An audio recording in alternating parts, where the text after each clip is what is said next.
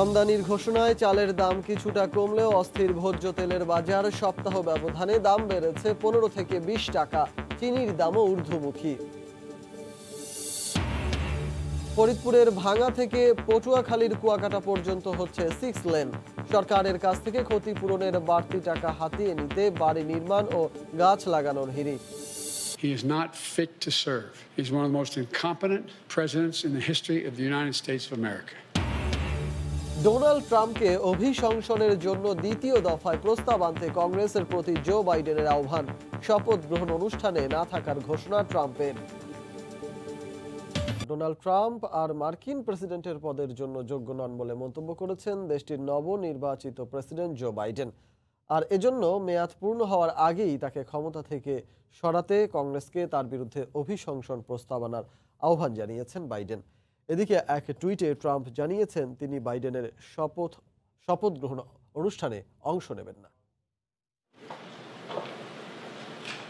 যুক্তরাষ্ট্রে চলমান রাজনৈতিক উত্তেজনার মধ্যে শুক্রবার ভাষণ দেন নবনির্বাচিত মার্কিন প্রেসিডেন্ট জো বাইডেন। বিভিন্ন ইস্যু ছাপিয়ে এদিন তার বক্তব্যে উঠে আসে ট্রাম্পের সাম্প্রতিক বিভিন্ন কর্মকাণ্ড এবং ক্যাপিটল হিলে হামলার বিষয়টি।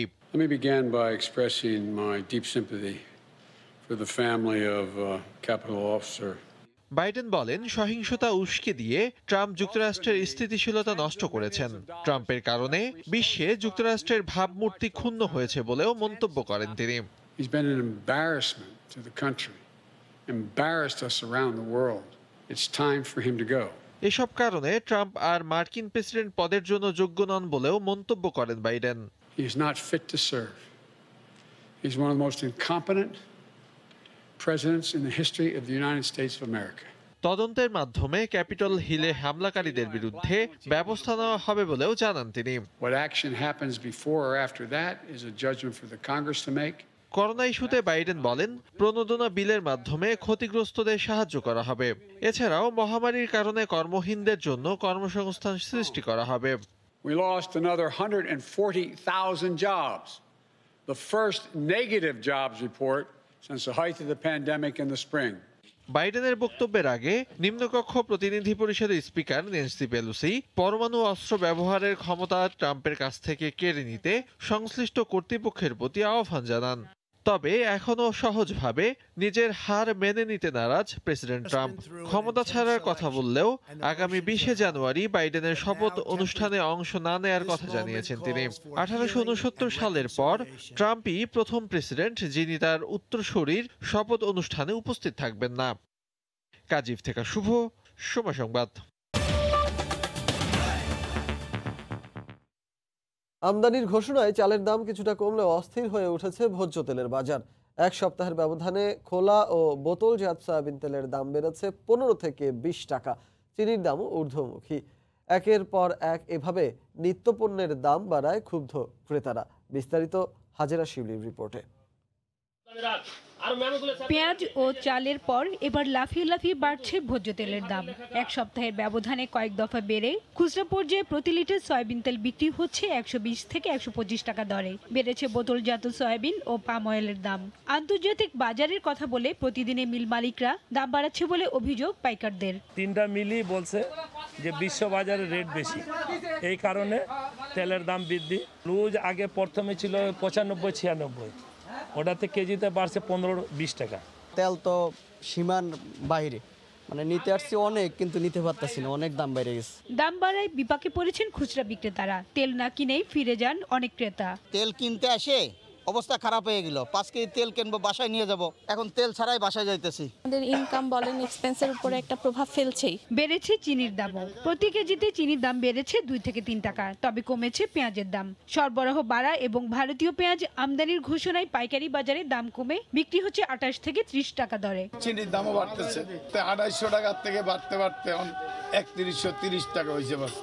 যাদের বেশি বেশি পয়সা হেরা মাল কিনে স্টক করে, সব চাপ পড়ে আসে গরিবের উপরে। এদিকে দাম নিয়ন্ত্রণে আমদানির ঘোষণা দিলেও তেমন কোনো প্রভাব পড়েনি চালের বাজারে। কেজিতে 50 পয়সা থেকে 1 টাকা কমেছে চালের দাম। ভারতীয় চাল বাজারে আসলে দাম আরও কমবে বলে মনে করেন পাইকারি বিক্রেতারা। বস্তায় 20 টাকা 50 টাকা কোনো চালে কমাইছে।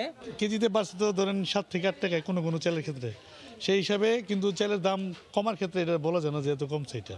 ওই ইন্ডিয়া থেকে আমদানি হবে হবে করতে করতে মানুষের মজুতদারেরা একটু মজুত ভয় পাইতেছে, সেটা দিতে চেষ্টা করতে আছে। এদিকে চালের দাম কমার প্রত্যাশায় পাইকারি আড়তগুলোতে ক্রেতাদের আনাগোনা কমে গেছে। এই অবস্থায় চাহিদার চেয়ে বেশি চাল আমদানি হলে লোকসানে পড়ার আশঙ্কা করছেন তারা। হাজেরা শিউলি, সময় সংবাদ, ঢাকা। দক্ষিণাঞ্চলের সড়ক যোগাযোগে বৈপ্লবিক পরিবর্তন আনতে ফরিদপুরের ভাঙা থেকে পটুয়াখালীর কুয়াকাটা পর্যন্ত সরকার নির্মাণ করতে যাচ্ছে 6 লেন। এই খবরে মাদারীপুরের 28 কিলোমিটার অংশে সরকারের কাছ থেকে ক্ষতিপূরণের বাড়তি টাকা হাতিয়ে নিতে শত শত গাছপালা রোপণ ও ঘর নির্মাণ করছে দালাল চক্রের সিন্ডিকেট। যদিও প্রশাসন বলছে 4 ধারা নোটিশ দেওয়ার পরে নতুন স্থাপনা নির্মাণ করলে কেউ পাবে না সরকারি অর্থ। মাদারীপুর থেকে সঞ্জয় কর্মকার অভিজিতের তথ্য ও শাহাদাত আকনের ছবিতে রিপোর্ট। পদ্মা বহুমুখী সেতুর সাথে যাতায়াতে বৈপ্লবিক পরিবর্তন আনতে ঢাকা বরিশাল 2 লেনের মহাসড়কটি 6 লেনের আধুনিক সড়কে রূপান্তরিত করতে যাচ্ছে সরকার, যা ফরিদপুরের ভাঙ্গা থেকে পটুয়াখালীর কুয়াকাটা পর্যন্ত সরাসরি চলে যাবে। সড়কটির জন্য মাদারীপুরের রাজৈক সড়ক ও কালকিনি উপজেলার 19টি মৌজার জমি অধিগ্রহণ করা হবে। এই খবরে প্রস্তাবিত খালি জমির উপর রাতের আধারে শত শত গাছপালা রোপণ, ঘরবাড়ি নির্মাণ ও পুকুরে একাধিক সাইনবোর্ড লাগিয়ে দিয়েছে দালাল চক্রের সিন্ডিকেট। এই মহাসড়কটা 6 লেনে উন্নতি হবে বরিশাল পর্যন্ত। সেই ক্ষেত্রে অনেকেই নতুন নতুন স্থাপনা কইরা সরকার থেকে সুবিধা আদায় করার চেষ্টা করতেছে। একটা চক্র, একটা মহল কাজ করতেছে। এটার প্রতি সরকারের দৃষ্টি রাখা হোক যাতে এই কাজটা না করতে পারে। সচেতন নাগরিক মনে করে প্রশাসন তৎপর না হলে ক্ষতিপূরণের নামে সরকারি কোষাগার থেকে অতিরিক্ত অর্থ চলে যাবে দালালদের হাতে। এই দালাল চক্রের হাত থেকে যদি রক্ষা করা না যায় তাহলে সরকার ক্ষতিগ্রস্ত হবে, তাদের কোষাগার থেকে অনেক রাজস্ব ব্যয় হবে। তবে প্রশাসন বলছে অনিয়ম ও দুর্নীতি এড়াতে প্রতিদিন 3 জন নির্বাহী ম্যাজিস্ট্রেটের উপস্থিতিতেই ক্ষতিপূরণের তালিকায় ক্ষতিগ্রস্তদের নাম অন্তর্ভুক্ত করা হচ্ছে। শক্তভাবে আমরা এটা যৌথ তদন্ত করছি যাতে বিন্দুমাত্র এখানে অনিয়ম অভিযোগের কোনো সুযোগ না থাকে। 6 লেনের সড়কটিতে মাদারীপুরের রাজৈরের টেকারহাট থেকে কালকিনির ভুরঘাটা পর্যন্ত 28 কিলোমিটার অংশ রয়েছে। নিয়ম আছে 4 ধারা নোটিশ প্রদানের পর নতুন কোনো স্থাপনা নির্মাণ করতে পারবে না কেউ। সময় সংবাদ, মাদারীপুর। জামালপুর পৌরসভার এক ওয়ার্ড কাউন্সিলরের বিরুদ্ধে ভূমি দখল ও চাঁদাবাজি সহ বিভিন্ন অভিযোগ এনে দৃষ্টান্তমূলক শাস্তির দাবিতে মানববন্ধন করেছেন এলাকাবাসী। বিকেলে শহরের নিউ কলেজ রোড এলাকায় মানববন্ধন করেন তারা। এতে জামালপুর পৌরসভার 4 নম্বর ওয়ার্ড কাউন্সিলর শাহরিয়ার আলম ঈদের বিরুদ্ধে ভূমি দখল, চাঁদাবাজি ও মাদক ব্যবসা সহ নানা অনিয়মের অভিযোগ করেন বক্তারা। এ সময় তারা ওই কাউন্সিলরের বিরুদ্ধে চাঁদা না পেয়ে শহরের এক ব্যবসায়ীর দোকান ও বসতবাড়িতে হামলার অভিযোগ করেন। এই অবস্থায় অভিযুক্ত কাউন্সিলরকে দ্রুত গ্রেফতার করে দৃষ্টান্তমূলক শাস্তির দাবি জানান বক্তারা। রাজধানীর বুড়িগঙ্গা নদীর মতো খুলনার রূপসা ও ভৈরব নদীর দুপারের অবৈধ দখল উচ্ছেদ করতে যাচ্ছে বিআইডব্লিউটিএ খুলনা। ইতোমধ্যে শেষ হয়েছে সমীক্ষা। প্রথম দফায় নদীর পশ্চিম পারে যেসব অবৈধ স্থাপনা রয়েছে সেগুলো উচ্ছেদ করা হবে। পরবর্তীতে পূর্ব পাশে গড়ে ওঠা অবৈধ স্থাপনার তালিকা প্রস্তুত করে পরিবেশ বান্ধব করা হবে বলে সংশ্লিষ্ট সূত্রে জানা গেছে। তরিকুল ইসলামের প্রতিবেদন আর ক্যামেরায় ছিলেন আবুল বাশার। খুলনা রূপসা ও ভৈরব নদী দখল ও দূষণ রোধ করতে উচ্ছেদ অভিযান শুরু করতে যাচ্ছে খুলনা বিআইডব্লিউটিএ। সম্প্রতি নদীর গিলাতলা এলাকা থেকে লবণচড়া এলাকা পর্যন্ত চিহ্নিত করা হয়েছে 1274টি অবৈধ স্থাপনা। প্রভাব খাটিয়ে এক শ্রেণীর মানুষ নদীর দুপাড়ে গড়ে তুলেছে বসতবাড়ি, গ্যাংওয়ে, ডকইয়ার্ড সহ বিভিন্ন ব্যবসায়িক প্রতিষ্ঠান। পরিকল্পনা অনুযায়ী অবৈধ স্থাপনা উচ্ছেদের পর নদীর দুপাড়ে সাধারণ মানুষের চলাচলের জন্য ওয়াকওয়ে নির্মাণ এবং সবুজ বনায়ন করা হবে বলে জানান বন্দর কর্মকর্তা। এজন্য জেলা প্রশাসন সহ সংশ্লিষ্ট দপ্তরের দ্রুত পদক্ষেপ জরুরি বলে মনে করেন এই কর্মকর্তা। আমরা অচিরেই এটা উচ্ছেদ প্রক্রিয়া শুরু করতে যাচ্ছি। ইতিমধ্যে আমরা বাজেটও পেয়েছি। ডিসি মহোদয় আমাদের ম্যাজিস্ট্রেট দিলেই পারে আমরা উচ্ছেদ কার্যক্রম শুরু করব। খুলনা জেলা প্রশাসক জানান, নদীর দুপাড়ে অবৈধ স্থাপনার বিষয়ে যাচাই বাছাই চলছে। কার্যক্রম শেষ হলে ম্যাজিস্ট্রেট নিয়োগ করে উচ্ছেদ কার্যক্রম শুরু করা হবে। যাচাই বাছাই করে উচ্ছেদ মামলা রুজু করে দেন আমরা ম্যাজিস্ট্রেট নিয়োগ করব। অবশ্যই আমরা যদি অবৈধ দখলদার হয় সেগুলো উচ্ছেদ করতে আমরা বদ্ধপরিকর। আমরা সেখানে সরকারের যে নির্দেশনা সেটা আমরা বাস্তবায়ন করব। অন্যদিকে উন্নত দেশগুলোর মতো রূপসা ও ভৈরব নদীর তীরের দুপার অবৈধ স্থাপনা উচ্ছেদ করে পর্যটন বান্ধব করার জোর দাবি নাগরিক নেতাদের। দুই সাইড ওয়াক হয়ে থাকবে যেখানে যাওয়া, এবং বনায়ন করলে আমরা আমাদের যে প্রকৃতির যে একটা স্বাদ সেটা আমরা নিতে পারব। খুলনা মহানগরীর পাশ দিয়ে বয়ে যাওয়া রূপসা ও ভৈরব নদীর ৩৩ কিলোমিটার তীর জুড়ে অবৈধ স্থাপনা গড়ে উঠেছে বলে বিআইডব্লিউটিএ সূত্রে জানা যায়। তরিকুল ইসলাম, সময় সংবাদ, খুলনা। চট্টগ্রামে 400 ইটভাটার মধ্যে 330টি অবৈধ, মাত্র 70টির বৈধ কাগজপত্র আছে। পরিবেশ ও জীববৈচিত্র্য সংরক্ষণে ইট ভাটা নিয়ন্ত্রণ আইন থাকলেও তোয়াক্কা করছেন না কোনো মালিক। ধ্বংস করা হচ্ছে ফসলি জমি, কাঠ পুড়িয়ে উজাড় করা হচ্ছে বন। অবশেষে হাইকোর্টের এক আদেশে শুরু হয় ইট ভাটা উচ্ছেদ অভিযান। শফিকুল আলমের রিপোর্ট। ইটভাটার চিমনির ধোঁয়া মানব স্বাস্থ্যের জন্য ক্ষতিকর, তাই ইটভাটা নিয়ন্ত্রণ আইনে বলা আছে বসতির 1 কিলোমিটারের মধ্যে কোনো ইটভাটা নির্মাণ করা যাবে না। অথচ নিয়মনীতির তোয়াক্কা না করে রাউজানে বসতি ও স্কুলের 100 মিটারের মধ্যে নির্মাণ করা হয়েছে ইটভাটা। তোয়াক্কা করেনি মসজিদকেও। এসব অনিয়মের বিরুদ্ধে নানা সংস্থা বাধা দিলেও আমলে নেয়নি প্রশাসন। তবে হাইকোর্টের এক রিট আদেশে ঘুম ভাঙে পরিবেশ অধিদপ্তরের। কোনো রিট মামলা পেন্ডিং নেই ইটভাটা সংক্রান্ত, এবং এখানে নতুন অর্ডার হচ্ছে যে ইটভাটার বিরুদ্ধে যে বন্ধ করে দেওয়ার বিষয়ে, সেই জন্য এগুলো চলতেছে। উত্তর ও দক্ষিণ চট্টগ্রামে গড়ে তোলা হয়েছে 330টির বেশি অবৈধ ইটভাটা, যাদের পরিবেশের কোনো ছাড়পত্র নেই। কৃষি জমি থেকে 1 কিলোমিটার, টিলা ও বনাঞ্চল থেকে 2 কিলোমিটারের মধ্যে ইটভাটা আইনে বাধা, কিন্তু মানছে না কেউ। কাঠ পুড়িয়ে উজাড় করা হচ্ছে বনাঞ্চল। পরিবেশ মন্ত্রণালয়ের যে নির্দেশনা আছে যে 2025 সালের পরে সরকারি কোনো কাজে আর ইট ব্যবহার করা হবে না এবং ব্লকের দিকে চলে যেতে হবে, এবং ব্লককে আমরা এখন বেশি উৎসাহিত করছি। সীমাবদ্ধতার কারণে অভিযান চালাতে না পারলেও জনবল বাড়িয়ে আদালতের আদেশের পর নতুন করে আবার শুরু হয়েছে অভিযান। লাইসেন্স নেই, তার পরিবেশগত ছাড়পত্র নেই, তারপর বনাঞ্চল কেটে উজাড় করে তারা আপনার এখানে ইটভাটা করেছে, যার ফলে আমরা এই ইটভাটাগুলোকে অবৈধ জেনেই আমরা এগুলো উচ্ছেদ করছি। নরওয়ে ভিত্তিক এক গবেষণায় দেখা যায় ইটভাটায় বছরে 20 লাখ টন কাঠ পোড়ানো হয়, আর বছরে জমি হারাচ্ছে 1%, যার 17% ইটভাটার কারণে। আর বায়ু দূষণের জন্য ইটভাটাকে 58% দায়ী করা হয়। শফিকুল আলম, সময় সংবাদ, চট্টগ্রাম। শীতের খবর জানাতে রাজশাহী নগরীর রেল স্টেশন এলাকায় আছেন সহকর্মী রাকিবুল হাসান। সরাসরি চলে যাব তার কাছে। রাকিব। ধন্যবাদ রিচার্ড।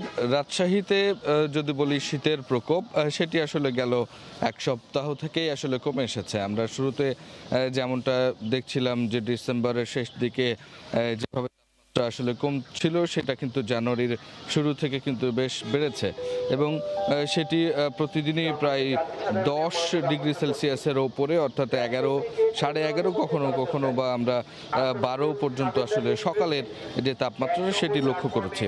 এবং একই সাথে কিন্তু কুয়াশার আধিক্যও নেই, এবং হিম যে বাতাস সেটি আসলে যে প্রত্যেক দিন প্রবাহিত হচ্ছে তেমন নয়। তবে ভোরবেলায় শীতের কালে তো আসলে শীতের অনুভূতি থাকেই, এবং এই শীতের অনুভূতিতে সবথেকে বেশি যারা কষ্ট পাচ্ছেন তারা হচ্ছে আসলে ছিন্নমূল মানুষ। এবং আমরা রাজশাহী নগরীর রেল বাস স্টেশনের আশপাশে যে সমস্ত ফাঁকা জায়গাগুলো আছে সেখানে আমরা লক্ষ্য করছি যে এইভাবেই কিন্তু যাদের নিজস্ব কোনো মাথা গোজার ঠাঁই নাই, তারা কিন্তু এইভাবে খোলা আকাশের নিচেই কোনো মতে একটি শীতবস্ত্র নিয়ে জবুথবু অবস্থায় কিন্তু তারা এখানে থাকেন, সারা রাত্রি যাপন করেন। এতে করে তারা নানা ধরনের সমস্যায় পড়ছেন, এবং আসলে অন্যান্য জায়গায় বিশেষ করে রাজশাহীর পদ্মার পার, সেখানে খানিকটা বাতাসের প্রবাহ থাকার কারণে সেই অঞ্চলের যারা মানুষ তারা কিন্তু আসলে সমস্যায় পড়ছেন। এবং খেটে খাওয়া যারা মানুষ প্রত্যেক দিন যারা কাজের সন্ধানে বের হয়ে আসেন এবং ভোরের অনেক আগেই কিন্তু তাদেরকে শহরে পৌঁছতে হয়, তারা কিন্তু আসার পরে ঠিক এইভাবেই আসলে তারা দাঁড়িয়ে থাকেন, অপেক্ষা করেন তাদের কাজের কোনো যদি আসলে সম্ভাবনা দেখা দেয় তখনই তারা যান। এবং এই কারণেই আসলে এই সমস্ত মানুষেরা, এইরকম শ্রমজীবী মানুষেরা তারা সমস্যায় পড়ছেন। এছাড়া রাজশাহীর গ্রাম অঞ্চলের কথা যদি বলি, সেখানে আসলে শীতের অনুভূতিটি বেশ আছে, এবং সকাল সকাল কাজে বের হয়ে আসা মানুষদেরও যেমন সমস্যায় পড়তে হয়, ঠিক একইভাবে কিন্তু সেখানেও ছিন্নমূল যারা মানুষ তাদেরকেও কিন্তু আসলে এই শীত আসলে ভোগাচ্ছে এবং এই কারণে কিন্তু আমরা যেটি দেখছিলাম যে আসলে যারা শিশু এবং বৃদ্ধ তাদের নানা ধরনের সমস্যায় তারা পড়ছেন। তবে রাজশাহীর অঞ্চলে যে সমস্ত শীতজনিত সমস্যায় উপজেলা স্বাস্থ্য কমপ্লেক্সগুলো নিয়ে যেভাবে আসলে রোগীর সংখ্যা বাড়ছিল সেটি এখন সহনীয় পর্যায়ে এসেছে বলে এখানকার যারা স্বাস্থ্য বিশেষজ্ঞ আছেন তারা আমাদেরকে জানিয়েছেন। তবে এক্ষেত্রে তারা যেটি বলছেন যে শীত থাকাকালীন সময় পর্যন্ত গরম কাপড় ব্যবহার এবং গরম পানি ব্যবহারের পরামর্শ তারা দিয়েছেন, যাতে করে এখান থেকে আসলে শীতজনিত সমস্যা থেকে আসলে রক্ষা পাওয়া যায়। আর এছাড়া আমরা স্থানীয় প্রশাসন সহ এখানে যারা বিভিন্ন স্বেচ্ছাসেবী সংগঠন আছেন তাদের সাথে যেটি কথা বলে জানতে পেরেছি যে আসলে আবহাওয়া অফিস যেটি বলছে যে এই মাসের শেষ নাগাদ অথবা মাঝামাঝি সময়ের দিকে এসে যে শৈত্যপ্রবাহের একটি সম্ভাবনা আবহাওয়া অফিস জানিয়েছে, সেটিকে ঘিরে তারা নানা ধরনের প্রস্তুতি নিয়েছেন এবং তার আগে কিছু কিছু শীত বস্ত্র তারা বিশেষ বিশেষ এলাকায় বিতরণ করবেন বলে তারা এখন পর্যন্ত মনস্থির করেছেন। এবং এই ক্ষেত্রে আমরা রাজশাহী জেলা প্রশাসনের পক্ষ থেকে আমরা লক্ষ্য করেছি তারা বিভিন্ন জায়গায় কিন্তু ইতিমধ্যে শীতবস্ত্র বিতরণ করেছেন। এছাড়া বিভিন্ন প্রশাসন, পুলিশ, র্যাব, বিজিবি তারাও কিন্তু বিশেষ এলাকাতে চরাঞ্চল থেকে শুরু করে বস্তি এলাকাগুলোতে কিন্তু আসলে শীতবস্ত্র বিতরণ করেছেন। তো এই ক্ষেত্রে আসলে রিচার্ড আমরা যদি বলি যে আসলে রাজশাহীর যে শীতের প্রকোপ সেটি কমে আসলেও যে ধরনের সম্ভাবনা আছে আগামী দিনগুলোতে শৈত্যপ্রবাহের সেটিকে ঘিরে কিন্তু এই অঞ্চলের প্রশাসনিক একটি প্রস্তুতি রয়েছে। তো এখন পর্যন্ত রাজশাহীর শীতের এই ছিল আমার কাছে সর্বশেষ। রিচার্ড, দেশের উত্তরাঞ্চলের শীতের প্রকোপ সম্পর্কে জানাতে রাজশাহীর রেল স্টেশন এলাকা থেকে আমাদের সঙ্গে যোগ দিয়েছিলেন সহকর্মী রাকিবুল হাসান। ভোরের সময় আরও থাকছে, ভালো দাম পাওয়ায় ধানের আবাদ নিয়ে আশাবাদী রংপুর অঞ্চলের কৃষক। বাজার ব্যবস্থা নিয়ন্ত্রণে সরকারের নিজস্ব প্রভাব বলয় গড়ে তোলার পরামর্শ।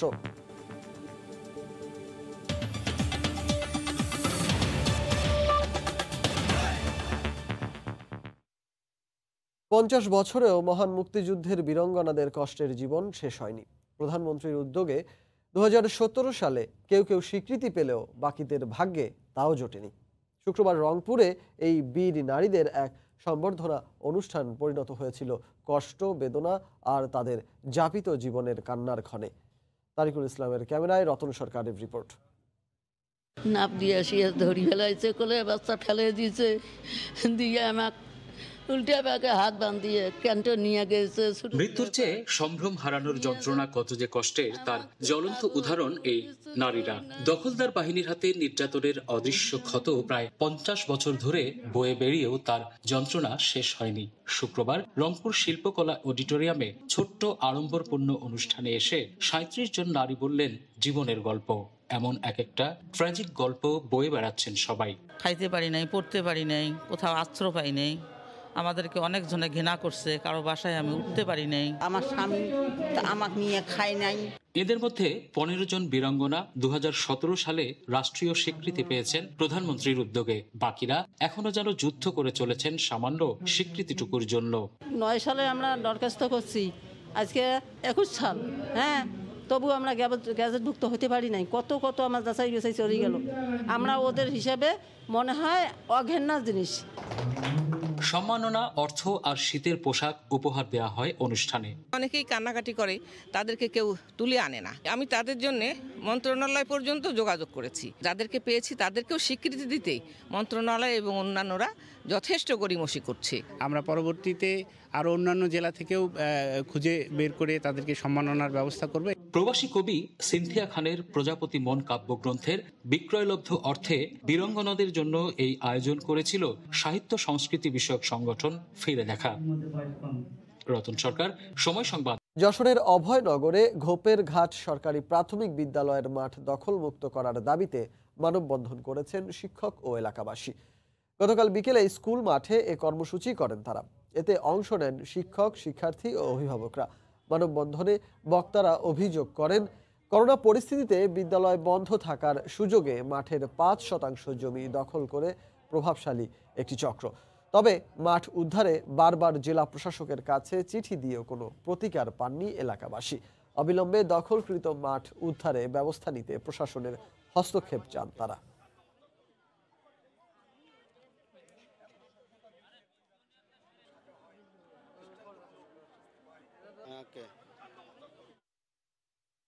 নগরীতে ক্রমেই বাড়ছে ছাদ বাগান ও ব্যালকনিতে স্বল্প পরিসরে ফল ফুল ও সবজি চাষের কার্যক্রম। এতে বছর ব্যবধানে কয়েক গুণ বেড়েছে বাগানের উপযুক্ত মাটি কেনা বেচা।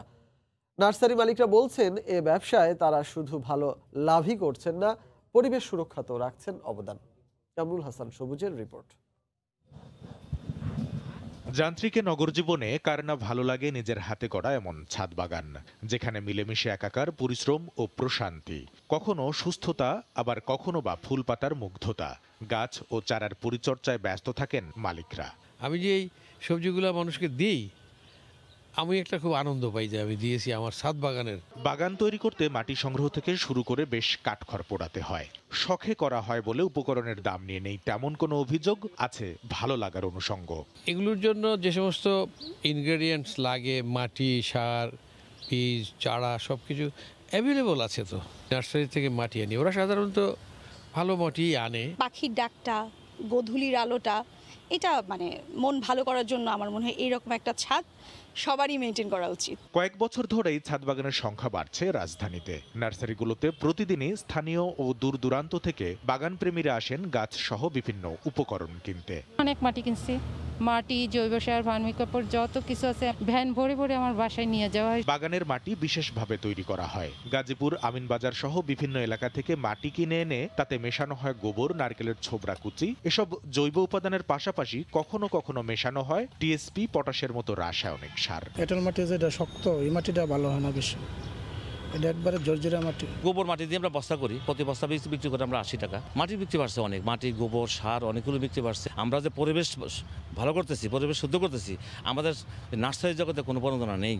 বিক্রি ও লাভে সন্তুষ্ট নার্সারি মালিকরা, তবে তাদের ব্যবসা সম্প্রসারণে চান সরকারের আর্থিক ও নীতি সহায়তা। কামরুল হাসান সবুজ, সময় সংবাদ, ঢাকা। পরপর 2 বছর ভালো দাম পেয়ে ধানের আবাদ নিয়ে আশাবাদী হয়ে উঠছে রংপুর অঞ্চলের কৃষক।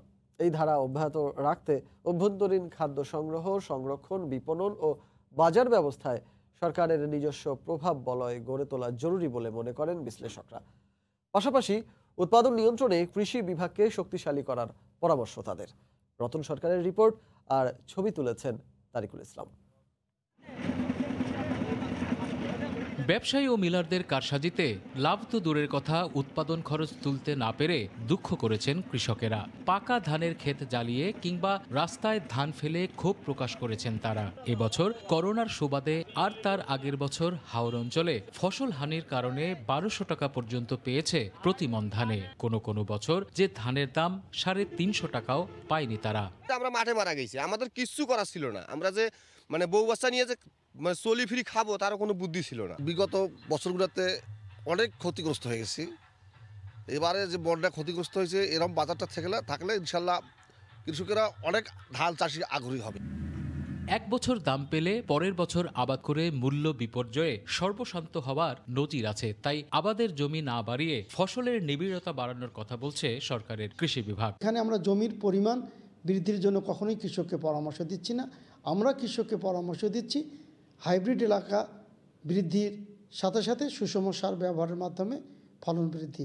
অভ্যন্তরীণ খাদ্য সংগ্রহ নীতিমালা বদলানোর পাশাপাশি জেলায় জেলায় সাইলো নির্মাণ, মজুতদারি রোধ ও বাজার মনিটরিং জরুরি বলে মনে করছেন বিশ্লেষকরা। ব্যবসায়ীরা মুনাফাই বোঝে, লাভই বোঝে, এই লাভের ঊর্ধ্বে তারা উঠবে না এবং তারা যখন চালের দামটা বাজারে মজুত করে বাড়িয়ে দিবে তখন বাজার নিয়ন্ত্রণের ক্ষমতা সরকারের থাকবে না।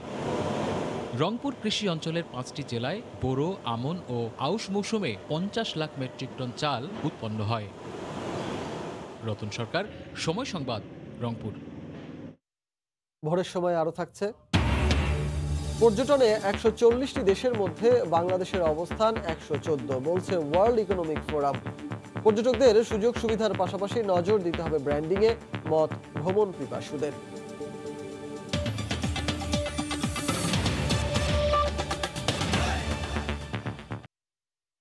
শীতের খবর জানাতে দিনাজপুর শহরের হাসপাতাল মোড় এলাকায় আছেন সহকর্মী গোলাম নবী দুলাল। সরাসরি চলে যাব তার কাছে। দুলাল, রিচার্ড, আপনি জানেন যে দিনাজপুরের শীতের যে প্রকোপ, এটা কিন্তু গত কয়েকদিন ধরে আমরা দেখতেছি অনেক কিছুটা কম। এখানে কুয়াশার দাপট সেভাবে নেই। তবে আপনার আবহাওয়া অফিস যেটা বলেছে যে পশ্চিমবঙ্গ ঝঞ্ঝা বলে একটি বায়ুমণ্ডল এদিক থেকে প্রবাহিত হবে। সম্ভবত 12ই জানুয়ারির দিকে এই অঞ্চলে আরেকটি শৈত্য মৃদু প্রবাহের কথা তারা বলেছেন। তবে দিনাজপুরে এখন যে আপনার তাপমাত্রা ওঠানামা করছে সেটি হচ্ছে 11 থেকে 14 ডিগ্রি সেলসিয়াসের মধ্যে। আমি এই মুহূর্তে আছি দিনাজপুর শহরের জেলখালা আপনার মোড়ে। সেখানে আপনি বলতে পারি যে এখন পর্যন্ত কিন্তু আপনার শীতের যে প্রকোপ সেটি কিন্তু এখনও রয়েছে, তবে সেভাবে দাপট নেই। তারপরে আপনাকে বলতে পারি যে এই মুহূর্তে সকালবেলা যারা প্রাতঃ ভ্রমণ করেন বা যারা আপনার বিভিন্নভাবে আপনার তাদের শারীরিক সক্ষমতা বৃদ্ধির জন্য সকালবেলা বের হয়, এই শীতের ভোরে তারা অনেকে বের হয়েছেন। আমরা দেখেছি যে তারা এখন এই রাস্তার উপর দিয়ে হেঁটে তারা যাচ্ছেন। আর বিশেষ করে এই অঞ্চলে আপনার এটা পৌষের শেষ এবং আগামীতে মাঘ মাস পড়বে। আর এখানে একটা প্রবাদ রয়েছে, মাঘের শীতে বাঘে কাঁপে, কিন্তু আমরা মনে করছি যে সেই সময়টি এখনও আপনার আসছে না। যদিও আবহাওয়া অফিস বলেছে আগামী 2-1 দিনের মধ্যে এটি এই অঞ্চল দিয়ে প্রবাহের সম্ভাবনা রয়েছে। আপনাকে বলছি যে বিশেষ করে এই অঞ্চলে এই শীতের কারণে কিন্তু আপনার যারা দরিদ্র, হতদরিদ্র, গরিব, ছিন্নমূল বা ভাসমান মানুষ, তারা কিন্তু খুব কষ্টে থাকে। বিশেষ করে এই শীতের দিনে তারা বিভিন্নভাবে তারা তাদের যে কাজ বা সারাদিনে যে কর্ম সেটা তারা বের হয় বাড়ি থেকে। এই শীতের মধ্যেই আমরা যেটা লক্ষ্য করছি যে এই শীতের যে কষ্ট লাঘবের জন্য ইতিমধ্যে কিন্তু আপনার জেলা প্রশাসন, স্থানীয় সংসদ থেকে শুরু করে সামাজিক সাংস্কৃতিক সংগঠন কিন্তু বিভিন্ন পর্যায়ে কিন্তু আপনার তারা শীত বস্ত্র বিতরণ করেছেন। আপনাকে আরেকটি বলতে পারি যে এখনও কিন্তু যে কুয়াশার রেস্ট রয়েছে, সেই কুয়াশার কারণে কিন্তু এখনও যে যানবাহনগুলো অনেকে কিন্তু হেডলাইট জ্বালিয়ে তারা সড়কে আপনার চলাচল করছে। আপনাকে আরেকটি বিষয় জানিয়ে রাখি যে আবহাওয়া অফিস যেটা বলেছিল যে 12 থেকে 15 ডিগ্রি সেলসিয়াসের মধ্যে যে তাপমাত্রা ওঠানামা করছে, খুব শীঘ্রই 2-1 দিনের মধ্যে কিন্তু এটি অপসারিত হতে পারে এবং তাপমাত্রা দ্রুত আপনার নেমে যেতে পারে এবং একটি শৈত্য প্রবাহ বিরাজের সম্ভাবনা রয়েছে। তো দিনাজপুরে যে শীতের যে প্রকোপ, আপনি আবার বলি যে এই শীতে কিন্তু আপনার বিশেষ করে যারা বয়স্ক শিশু তারাও কিন্তু আপনার কষ্ট ভোগ করে। বিশেষ করে তারা বিভিন্ন শীতজনিত রোগেও আপনার আক্রান্ত হয়। ইতিমধ্যে আপনার দিনাজপুর জেলা প্রশাসন গতকালেই কথা বলেছিলাম, প্রায় 56,000 শীতবস্ত্র তারা 13টি উপজেলায় তারা বিতরণ করেছেন। এছাড়া বিভিন্ন সামাজিক সাংস্কৃতিক সংগঠনও আপনার শীতবস্ত্র তারা দিয়ে যাচ্ছেন। তবে দিনাজপুরের শীতের প্রকোপটা আগামীতে আরও বাড়বে, আবহাওয়া অফিসের এই ধারণা দিয়েছেন। তো আমার কাছে শীতের সর্বশেষ এই ছিল। রিচার্ড, দিনাজপুরের হাসপাতাল মোড় এলাকা থেকে শীতের প্রকোপ সম্পর্কে জানাচ্ছিলেন সহকর্মী গোলাম নবী দুলাল। অপার সম্ভাবনা থাকলেও পর্যটন খাতে এশিয়ার সবচেয়ে পেছনের দেশ Bangladesh. World economic forum WEF এর সবশেষ রিপোর্ট বলছে বিভিন্ন মানদণ্ডে পর্যটনে 140টি দেশের মধ্যে বাংলাদেশের অবস্থান 114। ভ্রমণ পিপাসুরা বলছেন পর্যটকদের সুযোগ সুবিধা বৃদ্ধির পাশাপাশি নজর দিতে হবে ব্র্যান্ডিংয়েও। বিশ্লেষকরা বলছেন এ খাতকে এগিয়ে নিতে মেগা প্রকল্প নিতে হবে সরকারকে। আল মামুনের ক্যামেরায় রাশেদ লিমনের রিপোর্ট। অবারিত সাগর, সূর্য এখানে উদয় হয় সাগরের বুক চিরে, দিন শেষে আশ্রে পড়ে নীল দিগন্তে। আছে দিগন্ত জোড়া পাহাড়, ইতিহাস আর ঐতিহ্য সমৃদ্ধ করেছে এদেশের প্রাণ প্রকৃতি। এসব কিছুই পর্যটকদের আকৃষ্ট করার জন্য যথেষ্ট, অথচ গবেষণা বলছে ভিন্ন কথা। WEF travel and tourism competitiveness 2019-এর গবেষণা বলছে এশিয়ায় মাথাপিছু আয়ে 4-এ থাকা পর্যটন খাতে বাংলাদেশের অবস্থান একেবারে তলানিতে। পরিবহন, যোগাযোগ, নিরাপত্তা, অন্যান্য সুযোগ সুবিধা সহ 90টি মানদণ্ড বিচারে পর্যটন খাতে 140টি দেশের মধ্যে বাংলাদেশের অবস্থান 104 থেকে নেমে এখন 114। দুর্বল অবকাঠামো, পরিকল্পনার অভাবেই তুলে ধরা যাচ্ছে না দেশের পর্যটন স্পটগুলোকে। আমাদের এত সুন্দর অ্যাসেট, এত সুন্দর একটা জায়গা, এটাকে যদি আমরা সিকিউর করে রাখি, পরিষ্কার রাখি, আর মানুষকে আমরা আরো ভালোভাবে এটা প্রেজেন্ট করতে পারবো। ফরেনার্সরা যদি আসে, ওদেরকে আমাদের ওরকম ফ্যাসিলিটিস প্রোভাইড করা উচিত যেটা আমরা অ্যাব্রোডে গেলে পাই। কোথায় কীভাবে যাওয়া যাবে, হ্যাঁ সেখানে কী আছে, কী ফ্যাসিলিটি আছে কি নাই, সেগুলো অবশ্যই যদি একটা অবসরে চলে আসে তাহলে আমার পর্যটনের জন্য ভালো হবে। জিডিপিতে চমক দেখানো দেশের পর্যটনে আয় মাত্র 2%, অথচ অনেক দুর্বল অবকাঠামো নিয়েও নেপাল কিংবা ভুটানের মতো দেশ এগিয়ে গেছে বহুদূর। সৌন্দর্যের কমতি নেই বাংলাদেশের, আছে পর্যটন খাতের অপার সম্ভাবনা। তারপরও এর বেহাল দশা কেন?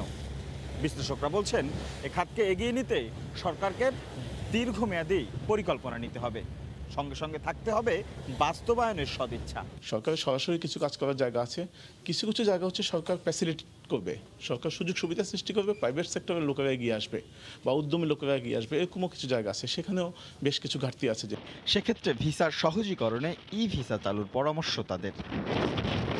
রাশেদ লিমন, সময় সংবাদ, ঢাকা। রাজধানীর পাইকারি বাজারে 50 থেকে 200 টাকা পর্যন্ত কমেছে ছোট বড় মাছের দাম। সরবরাহ বেশি থাকলেও ক্রেতা সংকটে দাম পড়ে যাচ্ছে বলে জানান বিক্রেতারা। তবে সরবরাহ কম থাকায় দাম চড়া ইলিশের। সোয়ারীঘাট ঘুরে এসে কাজল আব্দুল্লাহর রিপোর্ট। বুড়িগঙ্গা পারে সোয়ারীঘাট ঐতিহ্যবাহী আড়তে ক্রেতা বিক্রেতার সমাগমে আগের মতো নেই জৌলুস। এ বাজারে মাছ আসে চাঁদপুর, বরিশাল, ভোলা ও হাতিয়া অঞ্চল থেকে। সরবরাহ তুলনামূলক বেশি থাকলেও ক্রেতা সংকট চরমে বলে জানান বিক্রেতারা। বাজারে পাঙ্গাস 120, রুই 150 থেকে 250, কাতলা 220, চিতল 500, বড় সাইজের বোয়াল ও আইর বিক্রি হচ্ছে 450 থেকে 600 টাকায়। দাম কমেছে কেজিতে 100 থেকে 200 টাকা পর্যন্ত। রুই মাছ 2.5 কেজি 3 কেজি ওজনের বিক্রি হইতেছে 250-300। কাতল মাছ 3.5 কেজিটা 300 250। মাছ কম, আমদানি কম, মাছের বাজার ভালো না, বেচতে পারে না। এদিকে কেজিতে 1 থেকে 150 টাকা বেড়েছে ইলিশের দাম। সরবরাহ সংকটের কথা জানান পাইকার ও ক্রেতারা। ইলিশ বেচতেছি 850, 800, 750। আগে এগুলা 800 ছিল। আজকে অনেক চড়া, কেজিতে 50-100 টাকা বাড়ছে। শুক্রবারে আয়েশি ক্রেতারা বড় মাছের দোকানে ভিড় করলেও ছোট মাছ কেনাতেও কমতি নেই। সরবরাহ বেশি থাকায় 50 থেকে 100 টাকা পর্যন্ত কমে 5 মিশালি মাছ 400 থেকে 550, টাকি পুঁটি 100 টাকা, কই 120 টাকা, শিং মাছ বিক্রি হচ্ছে 250 থেকে 400 টাকায়। এখন মাছের দাম নাই, দাম কম, ঠিক আছে, মাছের বাজার পাইতাছি না আগের মতো, দাম কম। কিন্তু ওদিক দিয়ে বেশি দিয়া আর এখানে ব্যস্ত কম দিয়া। বাজার ভাই আগের মতন একটু ভালো না, কারণ অর্থনীতি নাই তো, এর লেগে বাজার মাছের দাম একটু কম। যেমন যে মাছ চাপলা মাছ বেচতাম 200 টাকা কেজি, অনেক বেচন লাগে 100 টাকা কেজি। শীতে খাল, বিল ও নদীর পানি কমে আসায় ধীরে ধীরে কমবে মাছের সরবরাহ, দামও বাড়বে বলে জানান ব্যবসায়ীরা। কাজল আব্দুল্লাহ, সময় সংবাদ, ঢাকা। ঠাকুরগাঁওয়ের গোবিন্দগঞ্জ সমবায় পাইকারি বাজারে কমেছে সব ধরনের সবজির দাম। সেখানে আছেন সহকর্মী জিয়াউর রহমান বকুল। সরাসরি চলে যাব তার কাছে। বকুল, যে উত্তরের যে জেলা আছে সেই জেলা ঠাকুরগাঁয়ে কিন্তু এই সবজির যে বাজার, সেই সবজির বাজারে কিন্তু আজকে আমরা অবস্থান করছি। আমরা আপনাকে বলতে পারি যে সবজির যে সরবরাহ, শীতকালীন সবজি, সেই সবজি কিন্তু প্রচুর পরিমাণের সরবরাহ হচ্ছে এই পাইকারি বাজারে। তবে আপনারা দেখছেন যে কুয়াশা কিন্তু পুরো আচ্ছন্ন ঠাকুরগাঁও জেলা শহর। সেই কারণে কৃষকরা কিন্তু তাদের উৎপাদিত পণ্য তারা কিন্তু ধীরে ধীরে নিয়ে আসতে শুরু করেছে জেলার 5টি উপজেলার বিভিন্ন প্রান্ত থেকে। তবে আমরা বলতে পারি যে ঠাকুরগাঁয়ে যেই পরিমাণ সবজি উৎপাদিত হয়েছে কৃষকের, সেই সবজি কিন্তু সরবরাহ এই বাজারে কিন্তু দিন দিন বাড়ছে। আর সেই কারণে বাজারের যেই পরিমাণ সবজি সরবরাহ বেড়েছে, সে কারণে কিন্তু দাম কিন্তু দিন দিন কমছে। তবে আমরা গত সপ্তাহের তুলনায় এই সপ্তাহে যদি প্রকারভেদে আপনাকে একটু জানিয়ে রাখি যে সবজির সবজির দাম ছিল প্রকারভেদে। নতুন আলু বাজারে পর্যাপ্ত ওঠার কারণে আলু এখন প্রকারভেদে বিক্রি হচ্ছে 10 থেকে 14 টাকা পর্যন্ত কেজি দরে, এবং অন্যান্য যেই সবজি আছে বেগুন বিক্রি হচ্ছে 10 থেকে 12 টাকা, সিম বিক্রি হচ্ছে 10 থেকে 14 টাকার মধ্যে, বাঁধাকপি বিক্রি হচ্ছে প্রতি পিচ 8 থেকে 10 টাকা, এবং ফুলকপি বিক্রি হচ্ছে 8 থেকে 10 টাকা কেজি দরে।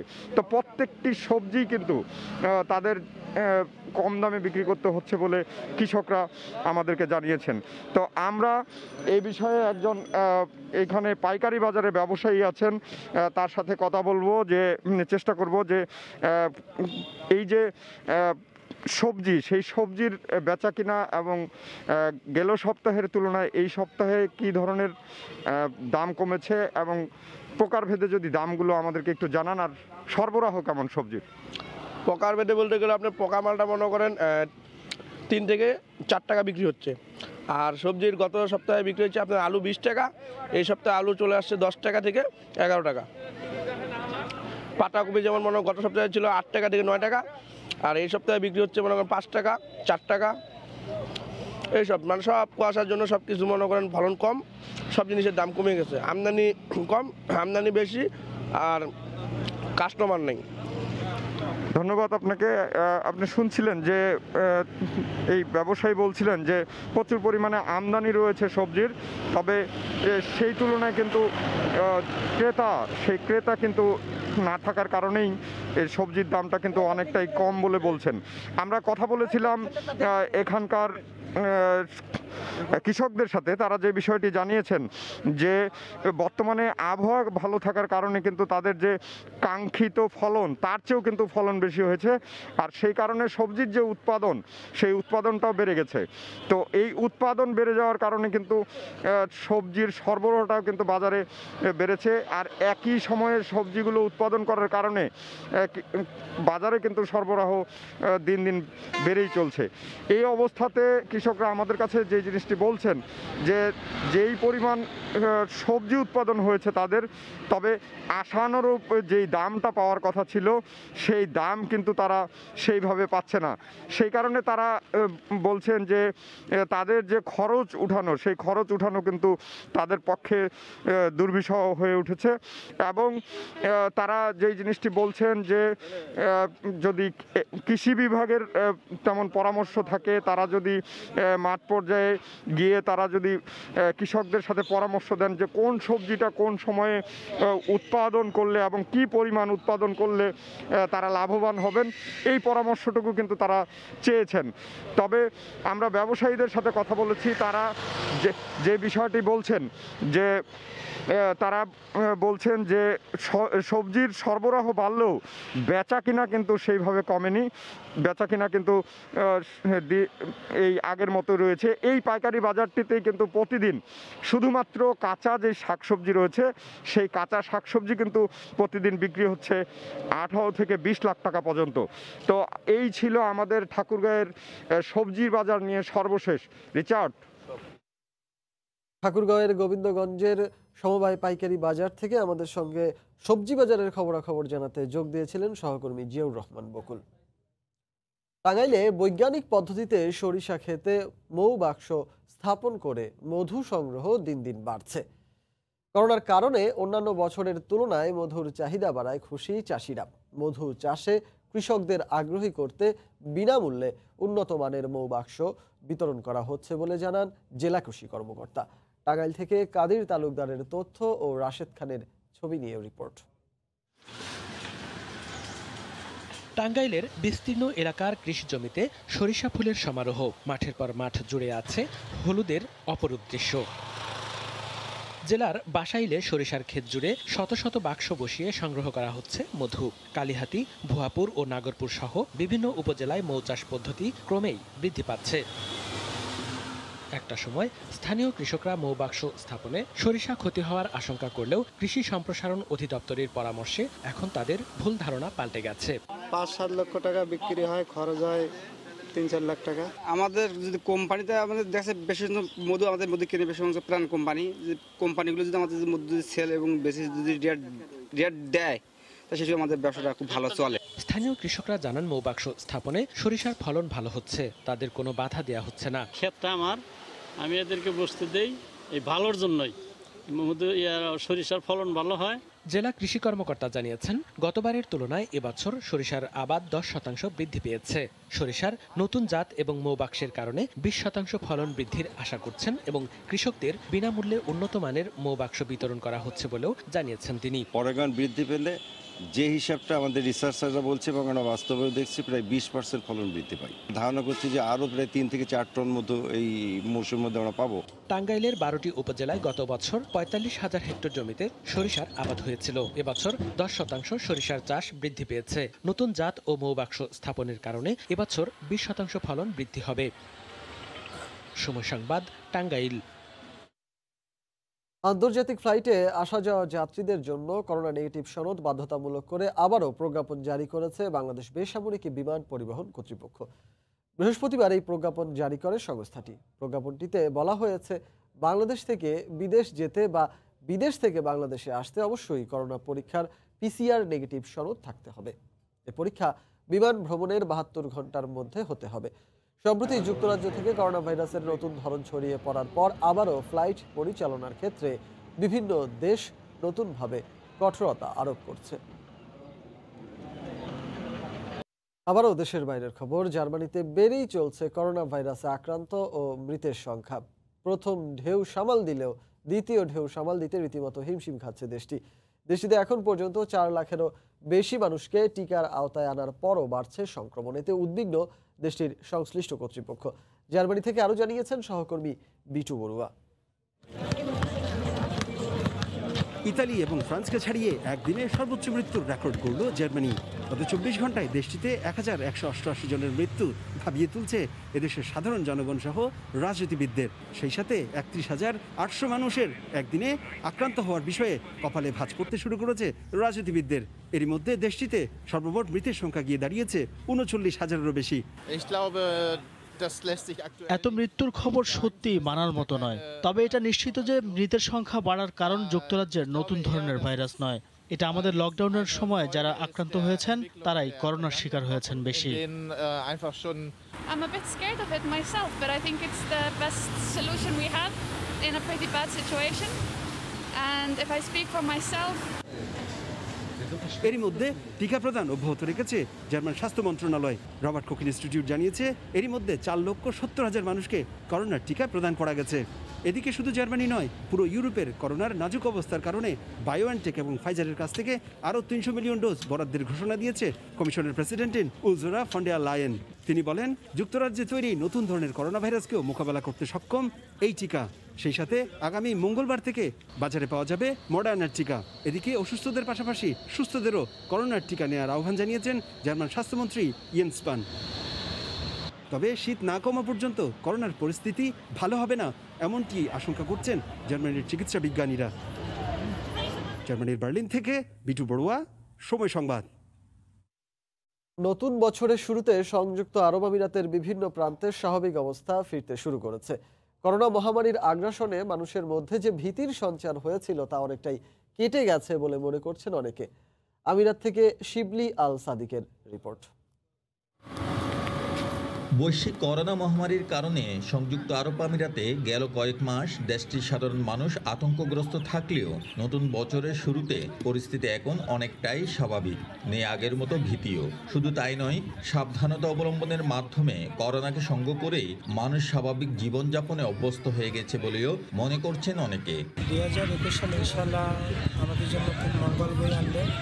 ইনশাআল্লাহ করোনা মুক্ত একটি আমরা বিশ্ব পাবো আবার নতুন করে। আমরা যেন 2020 সালকে আমরা শেষ করে দিই, 2021 সাল বরণ করে যেন সবাই সুখে সমৃদ্ধভাবে আমরা বসবাস করতে পারি। 2021 সালের প্রথম থেকে আমিরাতে স্বাভাবিক পরিস্থিতি ফিরিয়ে আনতে প্রচেষ্টার কমতি নেই দেশটির সরকারের। করোনার ক্ষতি কাটিয়ে উঠতে এরই মধ্যে বেশ কিছু প্রশংসনীয় পদক্ষেপ গ্রহণ করা হয়েছে। 2021 সাল সবার জীবনে আনন্দময় হোক, সবাই সুখী হোক, সবাই করোনা মুক্ত থাক। 21 আমাদের জন্য অনেক আমি মনে করি একটা রোগ মুক্ত আমাদের ইনশাআল্লাহ আসবে, দিন আসবে। এদিকে নতুন বছরের শুরুতেই ছুটি উপভোগে দুবাইতে ভিড় করতে শুরু করেছেন দেশি বিদেশি হাজারো পর্যটক। শিবলি আল সাদিক, সময় সংবাদ, সংযুক্ত আরব আমিরাত।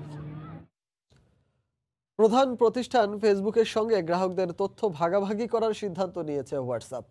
এরই মধ্যে গ্রাহকরা এ সংক্রান্ত নোটিশ পেতে শুরু করেছেন বলে জানা গেছে। তবে বেশ কয়েকবার গ্রাহকদের তথ্য চুরির অভিযোগ ওঠা ফেসবুক, হোয়াটসঅ্যাপ গ্রাহকদের তথ্য নিয়ে কি করবে তা নিয়ে এরই মধ্যে প্রশ্ন উঠেছে। ফেসবুকের বিরুদ্ধে এর আগেই বেশ কয়েকবার উঠেছিল গ্রাহকদের তথ্য চুরির অভিযোগ। এরপর বিভিন্ন বিবৃতি এবং পদক্ষেপের মাধ্যমে তা সামলে নেয় ফেসবুক কর্তৃপক্ষ। এমন অবস্থার মধ্যেই ফেসবুকের সাথে নিজেদের গ্রাহকদের তথ্য ভাগাভাগি করার সিদ্ধান্তের কথা জানিয়েছে হোয়াটসঅ্যাপ। এক বিবৃতিতে হোয়াটসঅ্যাপ জানিয়েছে, ব্যবহারকারীরা নতুন এ নীতি মানতে রাজি না হলে তার অ্যাকাউন্ট মুছে ফেলা হবে। ফেসবুকের সহযোগী প্রতিষ্ঠান হোয়াটসঅ্যাপের দাবি, বাণিজ্যিক ক্ষেত্রে যোগসূত্র স্থাপন করতেই এমন সিদ্ধান্ত নেওয়া হয়েছে। এর মাধ্যমে অন্য কোনো প্রতিষ্ঠানের কাছে তথ্য পাচার হবে না বলে উল্লেখ করা হয়। তবে এর আগে ব্যক্তিগত তথ্যের নিরাপত্তা দিতে না পারার অভিযোগ ওঠা ফেসবুকের সাথে তথ্য ভাগাভাগি করার বিষয়ে চিন্তিত অনেক ব্যবহারকারী। কাজিফ থেকে শুভ, সময় সংবাদ। বিশ্বের শীর্ষ ধনী হলেন টেসলা ও স্পেস এক্স প্রতিষ্ঠাতা এলন মাস্ক। ব্লুমবার্গের তথ্য অনুযায়ী বর্তমানে তার মোট সম্পদের পরিমাণ $19,500 কোটি। গত বছরের শীর্ষ ধনী ব্যক্তি অ্যামাজন প্রতিষ্ঠাতা জেফ বেজোসকে সরিয়ে তিনি স্থান দখল করে নিয়েছেন। 2017 সাল থেকে এতদিন বিশ্বের শীর্ষ ধনী ব্যক্তি ছিলেন মার্কিন অনলাইন জায়ান্ট অ্যামাজন প্রতিষ্ঠাতা জেফ বেজোস। তার মোট সম্পদ ছিল $18,400 কোটি। 2020 সালের শুরুতেই সেই স্থান দখল করলেন মহাকাশ নিয়ে স্বপ্ন দেখা এলন মাস্ক। জেফ বেজোসকে পেছনে ফেলে এখন তার সম্পদের পরিমাণ $18,500 কোটি। অথচ মাত্র 1.5 বছর আগে টেসলার শেয়ারের দাম কমায় লোকসান গুনতে হয়েছিল মাস্ককে। কিন্তু গত বছর টেসলার শেয়ারের দাম অনেক বেড়ে যায়। 2020 সালের শুরুর দিকে মাস্কের মোট সম্পদের পরিমাণ ছিল $2,700 কোটি। স্থান পেয়েছিলেন শীর্ষ 50 ধনীর তালিকায়। জুলাই মাসে ওয়ারেন বাফেটকে সরিয়ে বিশ্বের 7ম শীর্ষ ধনী ব্যক্তির স্থান করে নেন মাস্ক। এরপর মাইক্রোসফট প্রতিষ্ঠাতা বিল গেটসকে সরিয়ে হন বিশ্বের 2য় শীর্ষ ধনী ব্যক্তি। সবশেষ টেক্কা দিলেন জেফ বেজোসকে। এ খবর প্রকাশের পর বেড়েছে গাড়ি নির্মাতা প্রতিষ্ঠান টেসলা ও মহাকাশযান নির্মাতা প্রতিষ্ঠান স্পেস এক্সের শেয়ারের দাম। এর আগে বিশ্বের শীর্ষ ধনী ব্যক্তি ছিলেন অ্যামাজন প্রতিষ্ঠাতা জেফ বেজোস। তার গাড়ি নির্মাতা প্রতিষ্ঠান টেসলার চলতি বছরের শুরুতেই বাজার মূল্য দাঁড়িয়েছে $70,000 কোটি। এ মূল্য টয়োটা, ফোক্সওয়াগন, হুন্দাই, জেনারেল মোটরস আর ফোর্ডের সামগ্রিক বাজার মূল্যের সমান। ঈশিতা ব্রহ্ম, সময় সংবাদ। নাটোরে পেঁয়াজের দাম বেশি থাকায় চারা বিক্রি হচ্ছে 4 গুণ বেশি দামে। এতে বিপাকে পড়েছেন কৃষক। এই মুহূর্তে নলডাঙ্গা বাজারে আছেন সহকর্মী আল মামুন। সরাসরি চলে যাব তার কাছে। মামুন, অতিরিক্ত উৎপাদন হয়েছে, এর প্রেক্ষিতে এবারও দামটি কৃষক মোটামুটি ভালো পাওয়ার কারণে পেঁয়াজের কিন্তু বীজ সংকট দেখা দেয়। এই চারা মৌসুম যে শুরু হয়েছে, সে শুরু হওয়ার প্রেক্ষিতে বীজ সংকটের কারণে যে 8 থেকে 1200 টাকার মধ্যে যে কৃষকরা প্রতি কেজি বীজ কিনেছিলেন, সেই বীজ কিন্তু এখন বিক্রি হয়েছে কৃষকরা সেটা কিনেছে 8,000 টাকা মন পর্যন্ত। 8,000 টাকা মন পর্যন্ত কিনতে গিয়ে এই বীজতলা উৎপাদন করে সে বীজটি কিন্তু এখন বিক্রি হচ্ছে প্রতি মন 3,500 থেকে 4,000 টাকায়। গত বছরও এই পেঁয়াজ কিন্তু বিক্রি হয়েছিল, পেঁয়াজের বীজ চারা বীজটি বিক্রি হয়েছিল 800 থেকে 1200 টাকার মধ্যে। সেটি কিন্তু এখন 4,000 টাকার দাম হওয়ার প্রেক্ষিতে কৃষকরা কিন্তু একটা বড় ধরনের ধাক্কা এখানেই খাচ্ছেন। এর প্রেক্ষিতে কিন্তু এবার পেঁয়াজ উৎপাদনের দাম কিন্তু একেবারে বৃদ্ধি পাবে বলে বিক্রেতারা যেটি বলেছেন। স্থানীয় কৃষি বিভাগ যেটি জানিয়েছে, প্রতি কেজি পেঁয়াজ উৎপাদনে 25 টাকা খরচ হলেও তারা কিন্তু বলছেন যে কৃষকরা বলছেন এবার কিন্তু খরচ হবে 35 থেকে 40 টাকার মধ্যে। এর প্রেক্ষিতে কিন্তু এবার বড় ধরনের একটা কৃষকরা শঙ্কার মধ্যে রয়েছেন, হতাশার মধ্যে রয়েছেন। তারা বিশেষ করে আপনি জানেন যে ভারত থেকে পেঁয়াজ আসার পরে বাজারে পেঁয়াজের দাম কিন্তু একেবারে কমে গেছে। কমে যাওয়ার প্রেক্ষিতে প্রথমে কিন্তু একটা বড় ধরনের সম্মুখীন অসুবিধার মধ্যে পড়ছেন। বিশেষ করে বর্তমান যে বাজারগুলো যাচ্ছে পেঁয়াজের, যে পেঁয়াজের বাজার যাচ্ছে, সেটি কিন্তু বলতে পারি যে পেঁয়াজের যে বাজারটি যাচ্ছে সেটি সর্বোচ্চ 30 টাকা বিক্রি করতে পারছেন, কিন্তু 15 জাতের যে 18 জাতের পেঁয়াজকে 30 টাকা বিক্রি করতে পারলে সবচেয়ে বড় অবনতি হবেন কৃষকরা কিন্তু এই চারা জাতের পেঁয়াজে। চারা জাতের পেঁয়াজ উৎপাদন করতে গিয়ে কিন্তু তাদের খরচটা কিন্তু বৃদ্ধি হবে, এতে করে সত্যি সমস্যার মধ্যে পড়বেন কৃষকরা। আপনি জানেন যে একটি বিষয় বারবার কৃষকরা যে বিষয়টি বলেন যে তারা কিন্তু ভারতীয় পেঁয়াজ বা অন্য দেশ থেকে কোনো পেঁয়াজ তারা কিন্তু সেটি চান যে সরকারি যে ট্যাক্স বা কর রয়েছে সেটি কিন্তু বৃদ্ধি করার জন্য, বিশেষ করে গুণগত মান বা গুণগত মানের দিক থেকে কিন্তু দেশি পেঁয়াজের স্বাদ অনেকটি বেশি হওয়ার কারণে বাংলাদেশের মানুষরা দেশি পেঁয়াজের উপরই চাহিদা রয়েছে।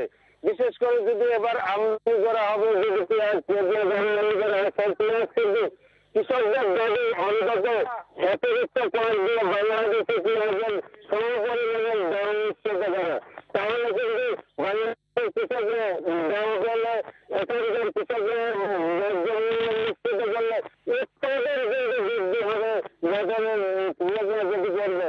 বিশেষ করে যদি বলতে পারে যে 12,000 মেট্রিক টন এক বছরে অতিরিক্ত উৎপাদন হয়েছে, এছাড়া যে উৎপাদন তারা কৃষকরা করতে যাচ্ছেন বা নিয়ে যাচ্ছেন, এবার কিন্তু সেই ইয়েটা আরো 16,000 স্থানীয় কৃষি বিভাগ জানা আরো 16,000 মেট্রিক টন পেঁয়াজ কিন্তু এবার অতিরিক্ত উৎপাদন হবে। বিশেষ করে যে চলতি বছর 520 হেক্টর জমির বীজতলা স্থাপন করেছে কৃষকরা, সেটি কিন্তু এই গোটা জেলা যে চাহিদা 3,600 মেট্রিক 3,600 হেক্টর সেটি কিন্তু অতিক্রম করবে। এবার এই কৃষকদের এই চারা কিন্তু 4,000 হেক্টরের বেশি জমিতে রোপণ করা সম্ভব হবে। তবে যে 4,000 টাকা মন 1,200 টাকা 4 গুণ বেশি দামে চারা কিনে সেই চারার উৎপাদিত পেঁয়াজ দিয়ে কিন্তু বড় ধরনের সমস্যার মধ্যে পড়বেন বলে কৃষকরা বলে তার ধারণা করছেন। প্রতি কেজি উৎপাদন পেঁয়াজের 40 টাকা বলা হচ্ছে কৃষকরা, এর ক্ষেত্রে দাম কিন্তু 45 থেকে 50 টাকা নির্ধারণ করতে সরকারের প্রতি একটি দাবি জানিয়েছেন কৃষকরা। কৃষকদের দাবি তারা যদি তারা কিন্তু উৎপাদন কমিয়ে দেবেন, উৎপাদন কমিয়ে দেবেন, উৎপাদন কমিয়ে দেবেন। দেশের যে ঘাটতি রয়েছে পেঁয়াজের সেটা কিন্তু বড় ধরনের একটি সমাধান হবে বলে কৃষি বিভাগ থেকে জানিয়েছেন।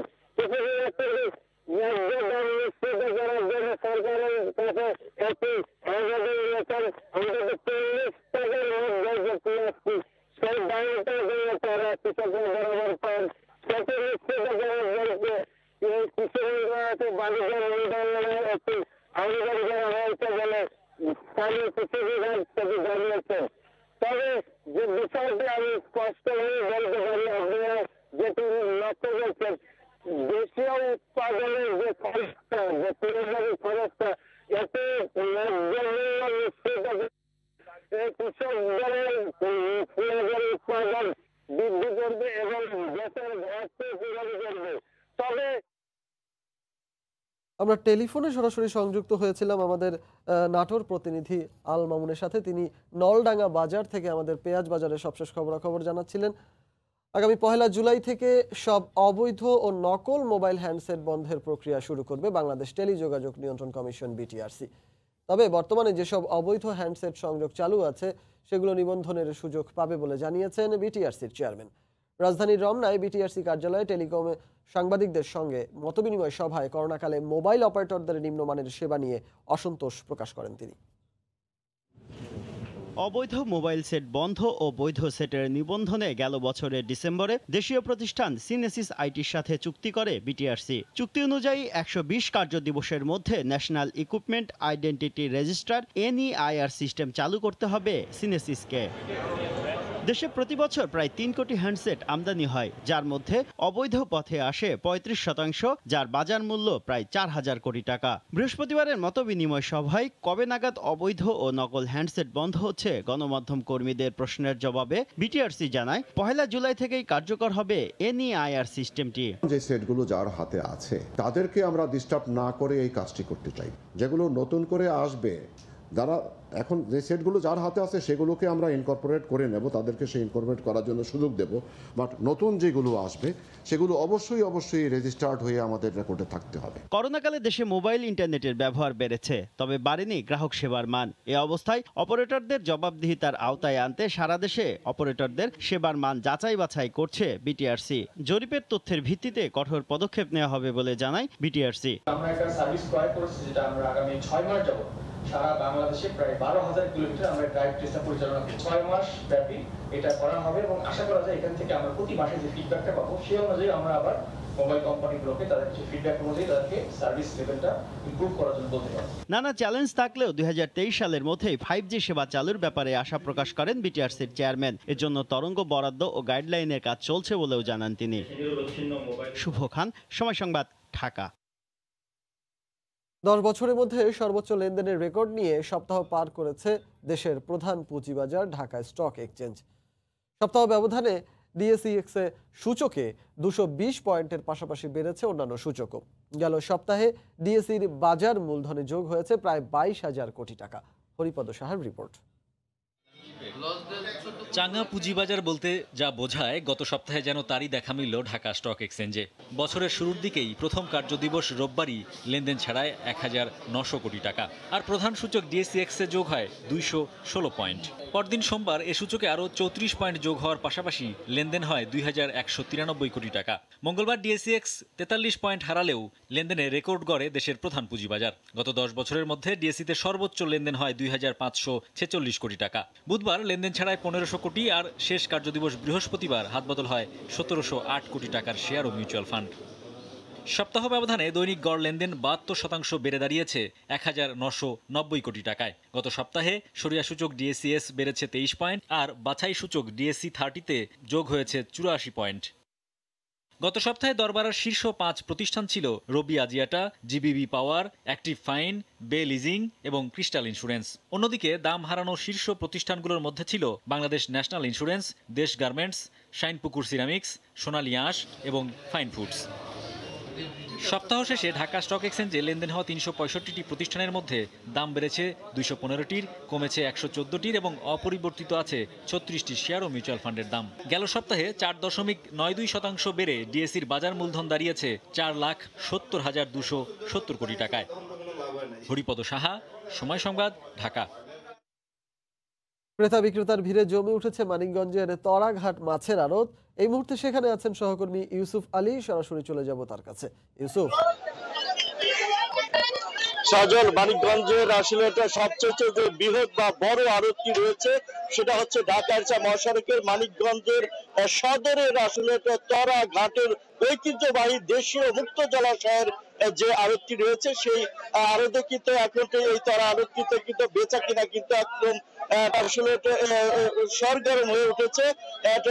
সেই ক্ষেত্রে কিন্তু যে পাইকার এবং যে আসলে যে জেলে রয়েছে তাদের কিন্তু আসলে পদচারণায় এখন এই আড়তটি মুখর হয়ে উঠেছে। অন্যদিকে কিন্তু বেচা কিনাতে যে এখন আসলে জমজমাট, সেই ক্ষেত্রে কিন্তু যারা জেলে রয়েছে জেলেদের সাথে আমি কথা বলেছি। জেলেরা আসলে বলছে যে কয়েকদিন দিনের তুলনায় শীতটা একটু কম থাকায় কিন্তু আসলে তারা কিন্তু স্বাচ্ছন্দ্যে এবং সুন্দরভাবে তারা কিন্তু মাছ ধরতে পারছে এবং কি মাছের দাম একটু কম রয়েছে। সেই ক্ষেত্রে কিন্তু আসলে তারপরেও তারা কিন্তু এতে সন্তুষ্ট রয়েছে, কারণ হচ্ছে তারা বেশি বেশিটা আসলে এখন মাছ তাদের জালে মাছ ধরা পড়ছে। অন্যদিকে কিন্তু সজল যারা পাইকার রয়েছে পাইকাররা বলছে যে আসলে শীত কমাতে তারা খুব ভালো মতো ঢাকার মহাসড়কের নিকটবর্তী হওয়াতে যোগাযোগ ব্যবস্থা ভালো এবং ঢাকার পাইকাররাও এসেছে এবং ঠিক সেখানে বেচা বিক্রি হচ্ছে। অন্যদিকে যে মাছগুলো সবচেয়ে বেশি পাওয়া যাচ্ছে আকর্ষণীয় টাটকা মাছ, সেটা হচ্ছে কই, বাইম, শিং, কার্পোট, বোয়াল, পাপ্তা, এই যে জাতীয় আকর্ষণীয় যে কালীগঞ্জ, ধলেশ্বরী, পদ্মা যমুনা সহ যে মুক্ত জলাশয়ের যে মাছটি রয়েছে সেই মাছটি কিন্তু এখানে পাওয়া যাচ্ছে। যদি এখন এই মুহূর্তে যে দরটি রয়েছে এই বাজারে যে বেচা কেনা হচ্ছে তার পাইকারি দরটি যদি আমি এটা আপনাকে বলি, সেই ক্ষেত্রে পাইকারি দরটি রয়েছে এটা এখন প্রতি কেজি হিসাবে আমি বলছি, এখানে কিন্তু হাড়টা কেটে আসলে মাছ বেচা বিক্রি হচ্ছে। সেই ক্ষেত্রে কই যাচ্ছে যেটা একদম মুক্ত জলাশয় টাটকা এবং সুস্বাদু কই এখানে বিক্রি হচ্ছে 250 থেকে 300 টাকা কেজি। বাম বিক্রি হচ্ছে 300 থেকে 320 টাকা কেজি। শিং বিক্রি হচ্ছে 200 টাকা থেকে 220 টাকা কেজি। টাকি বিক্রি হচ্ছে 180 থেকে 200 টাকা কেজি। কার্পো বিক্রি হচ্ছে 160 থেকে 180 টাকা কেজি। বোয়াল বিক্রি হচ্ছে 550 থেকে 600 টাকা। পাপ্তা মাছ যেটা আকর্ষণীয় এবং মুক্ত জলাশয়ের টাটকা মাছ, পাপ্তা মাছ, সেই পাপ্তা মাছ বিক্রি হচ্ছে 600 থেকে 620 টাকা। এটা আসলে এখানে যেটা একটা কার্পো ধরনের মাছও পাওয়া যাচ্ছে এবং কি যে সামুদ্রিক মাছও কিন্তু এই জেলার চাহিদা মেটানোর জন্য এখানে বিক্রি হচ্ছে। তো এখানকার যারা পাইকার রয়েছে এবং ব্যবসায়ী রয়েছে তারা বলছে যে এই আড়তটিতে সবচেয়ে জেলাতে বৃহত্তম আড়ত হওয়াতে সর্ব প্রকারই আসলে মাছ এখানে পাওয়া যাচ্ছে এবং প্রকার বেঁধে আসলে মাছের দরটি যে রয়েছে 120 থেকে শুরু করে এখানে 1200 টাকা পর্যন্ত দরের কিন্তু মাছ পাওয়া যাচ্ছে। যেহেতু প্রকার বেঁধে হাট ডাকে এই মাছগুলো বিক্রি হচ্ছে এখানে, সেই ক্ষেত্রে কিন্তু শুধু আসলে ক্রেতা বিক্রেতার মধ্যে সাধারণ ক্রেতাও রয়েছে বেশ, যারা সামাজিক অনুষ্ঠানটা পালন করে থাকে এবং অন্যান্য অনুষ্ঠান রাখে তারা কিন্তু এখানে আসে। তবে পাইকার এবং ব্যবসায়ীরা তারা বলছে এইটা আড়তটিতে কমপক্ষে আসলে 80 থেকে 90 লাখ টাকার মাছ বেচা কেনা হয় প্রতিদিন এই আড়তে। এই ছিল আমার কাছে সচল মানিকগঞ্জের ঐতিহ্যবাহী তরা ঘাট থেকে সর্বশেষ খবর মাছের। মানিকগঞ্জের তরাঘাট মাছের আড়ত থেকে আমাদের সঙ্গে সবশেষ খবরাখবর জানাতে যোগ দিয়েছিলেন সহকর্মী ইউসুফ আলী। ভোরের সময় আরো থাকছে ভিন্ন কন্ডিশন আর খর্বশক্তির দল হওয়ায় ক্যারিবীয়দের বিপক্ষে সিরিজে বাংলাদেশকে এগিয়ে রাখছেন টবি ব্র্যাডফোর্ড। টাইগারদের ব্যাটিং লাইন আপে গুরুত্ব দেওয়ার তাগিদ।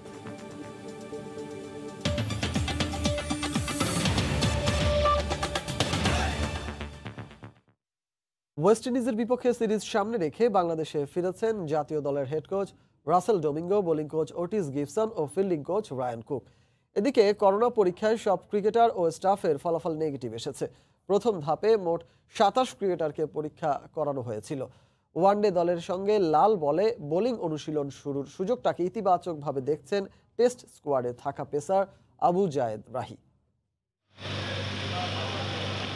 মাসখানেক পর আবারও ঢাকায় জাতীয় দলের head coach Russell Domingo. Mission সবার জানা, ওয়েস্ট ইন্ডিজের বিপক্ষে টাইগারদের হোম সিরিজ। এতদিন পর আন্তর্জাতিক ক্রিকেটে ফিরছে দল, পরিকল্পনায় ঘাটতি রাখা চলবে না। ঢাকা বিমানবন্দরে নেমেই দায়িত্বটা কি আরও গভীরভাবে উপলব্ধি করলেন? উত্তরটা জানা যায়নি। গণমাধ্যমকে এড়িয়ে গেছেন কোচ। হোটেলে হেড কোচের সঙ্গী বোলিং কোচ ওটিস গিবসন আর ফিল্ডিং কোচ রায়ান কুক। টাইগারদের দুই কোচ এসেছেন দিনের শুরুতেই। এখনও শুরু হয়নি দলীয় অনুশীলন, হয়েছে প্রথম ধাপের করোনা টেস্ট। সিরিজের কোভিড ব্যবস্থাপনার দায়িত্বে থাকা মেডিকেল টিম থেকে জানানো হয়েছে ওয়ানডে দলের 24 ক্রিকেটারের পাশাপাশি টেস্ট স্কোয়াডে থাকা আবু জায়েদ রাহি, এবাদত হোসেন ও খালেদ আহমেদেরও পরীক্ষা করানো হয়েছিল। টেস্ট স্কোয়াডের অন্য সদস্যদের আগেই বায়ো বাবলে প্রবেশ করবেন এই 3 পেসার। যেহেতু পেস বোলারদের অনেক লোড আছে, সো আমার কাছে মনে হয় যদি আমরা আর পরে আসতাম তাহলে আমাদের জন্যই লস হইতো, কারণ যেহেতু আমাদের অনেক বোলিং ওয়ার্কআউট করার প্রয়োজন, কারণ টেস্ট ক্রিকেটে অনেক বোলিং করতে হয়। সো এই জন্য হয়তো আমরা 3 পেস বোলার চলে আসছি আমরা আগে। আর যেহেতু আমাদের করোনা টেস্ট হয়ে গেছে এবং 3 জনের নেগেটিভ আসছে, 3 জনই আমরা মাঠে কাজ করতেছি। এটা আমাদের খুব ভালো একটা অপরচুনিটি আমাদের জন্য যে আমরা 2 সপ্তাহ আগে মাঠে নামতে পারছি এবং লাল বলে বোলিং করতে পারতেছি, আমরা 3 জন কাজ করতে পারতেছি। গেল বুধবার থেকে আইসোলেশনে আছেন সিরিজ সংশ্লিষ্টরা। বায়োবাবলে প্রবেশের আগে আরও একবার করোনা টেস্ট করা হবে ক্রিকেটার ও স্টাফদের। মাকসুম আলম খান, সময় সংবাদ, ঢাকা। ভিন্ন কন্ডিশন আর অপেক্ষাকৃত খর্বশক্তির দল হওয়ায় ক্যারিবীয়দের বিপক্ষে সিরিজে বাংলাদেশকেই ফেভারিট মানছেন উইন্ডিজের সাবেক ব্যাটিং পরামর্শক ও বিসিবির হাই পারফরম্যান্স ইউনিটের হেড কোচ টবি ব্র্যাডফোর্ড। সময় সংবাদকে অনলাইনে দেয়া এক সাক্ষাৎকারে ব্র্যাডফোর্ড বলেন, বিশেষ গুরুত্ব দিতে হবে টাইগারদের ব্যাটিং লাইন আপে। আর অবস্থা বিবেচনায় ফেব্রুয়ারির শেষেই এইচপি ইউনিটকে দিয়ে নতুন পরিকল্পনার কথাও জানিয়েছেন তিনি। মাহবুব রিমনের রিপোর্ট।